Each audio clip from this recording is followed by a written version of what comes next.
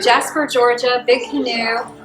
Rented a big home to have the whole family in, and this is my bonus daughter-in-law, Ashley, and she makes a fabulous gumbo. She's well known for this gumbo. She has Cajun roots, so she makes the real deal gumbo, and she's kind of making it with for us, toned down a little bit, just for our palates. She's going to make it spicy, but not too spicy, and she's going to show us her family recipe that's been handed down to her.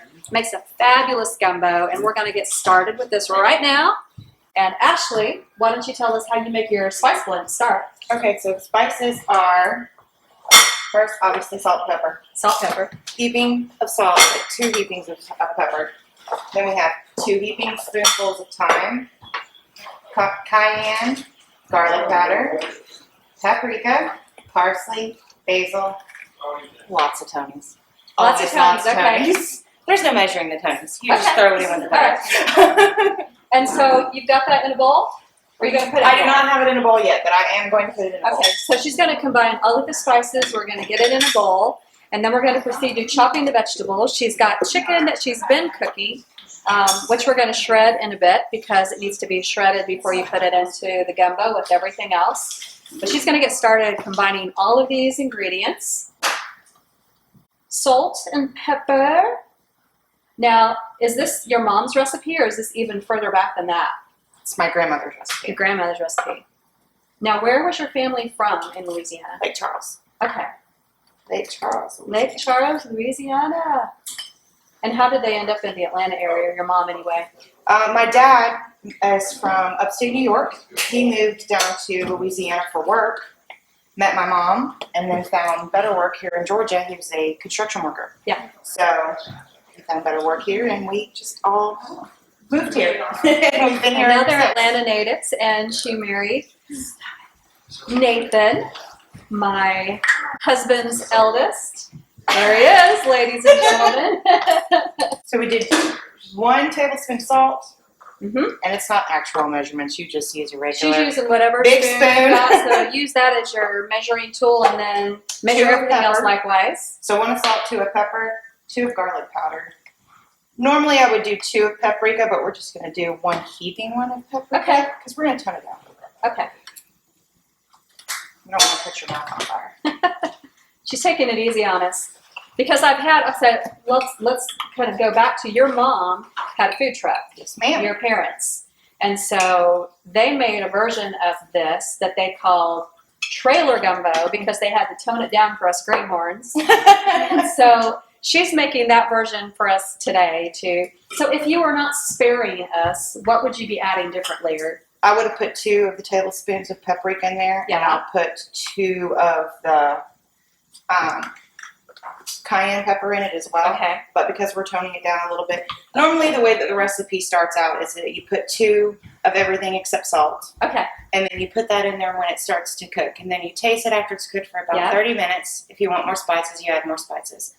I normally do, but that's because I've grown up on this in my entire life. I'm used to it. She can handle it. I can't. This is what I grew up on. And how long did your folks have the truck, the food truck?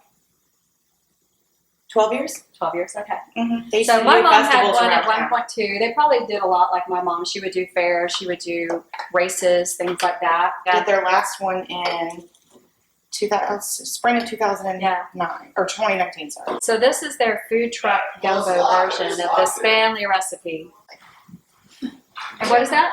This is Cajun. That's, okay. And normally that would have 2.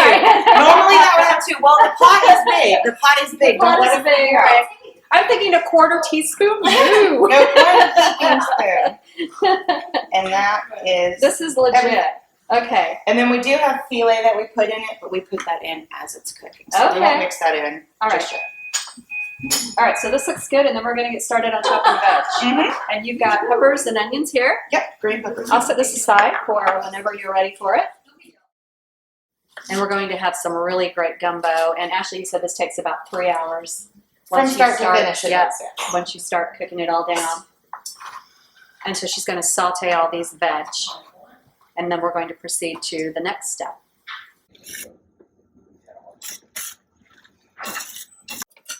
All right, so Ashley, we have all these veggies in here, the onion and the peppers, and you have put how many sticks of butter in this? 2, but Who's counting? to be fair, normally I just scoop it out of the tub and I don't measure it at all. I'm just like, oh, that looks like we're gonna eyeball it. So, but this is going to be a whole lot of gumbo because we're feeding a lot of people this evening. it is. So, And leftovers of this, I'm sure they even get better as they yes, if go. you freeze this, it tastes better. Gosh. It's like chili or anything like that. Exactly. And this is filet. This is Tony's. This is the And Tony's. we don't measure Okay. Tony's either. We eyeball it. Don't worry, I'm not going to heavily eyeball it. You'll be safe. I've got to. I've never tried this. Let's see what this is all It is about. the best stuff in the world. It's salt, pepper. Oh, why have I never had this before? It's very good. That's really good. I put it on everything. Literally everything. Original cream. Oh, I feel the heat now. Ha! Yeah. It takes a minute. I was questioning why you were going to eat that directly, but I was like, she can do it. Girl didn't know. She's bombing it over here. But it's quite tasty though. It's very extra. Yeah, it's very, very extra. So you just cook this You in just the butter saute until all that it's down? translucent. Okay. So all of the peppers and onions and all that butter we put in there And all that is Tony's that's in there. and the Tony's that's in there that I experienced firsthand is ready to go. And Ashley, what do we do next? We literally just dump it in the water. Okay, and this is the same water that she boiled the chicken in, so we're not Yes. losing any of that flavor. That's a big old pot. But like I said, It's we're our getting a gumbo lot of pot. people. Well, even when it's just me and my family, Yeah. I use this. Because if you're going to go to all this effort, you might as well make a bunch because And it you freeze it. well. Yeah. It does freeze well over. So we put that in there. This is Okay. still boiling. I had to add more in it, so it's not Okay, quite she boiling. put a bit more water in there. Now we're We putting. probably have like at least 2 gallons of water in that big pot at this Yes. point. I With filled all it- those seasonings. I fill it to here, then Okay. put 6 chicken legs in there to boil. I don't Okay. boil them all the way, just enough to where I can pull it and shred it apart because you want to cook the flavoring into the chicken as it And they're cooks going the to rest of the way. finish. It's going to finish cooking In there. in the broth and the vegetables And all the good the stuff. seasonings. Now, can you give me a jar of root? Oh, the roux. All right, so explain to us how you made this roux. Roux is 1 part flour, 1 part oil, any kind of oil. Okay. I usually use butter Okay. because it's easier. Do you use butter in this one? Mhm. Okay. So it's like a cup of butter. I make a big batch of it, but you can do for one, do maybe half a cup of butter, half a cup of flour. Yeah. And you mix it together until it looks like It that. looks like that. Nice and dark and caramely and Yummy. ready to go. And that's going to kind of thicken this up.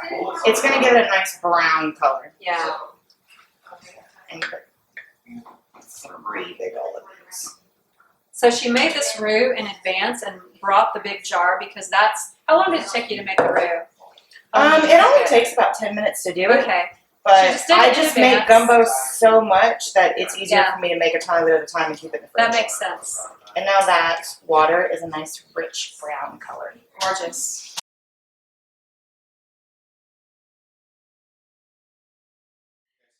All right, so we've shredded up the chicken. Ashley's got chicken hands, but we're just going to dump it all in here.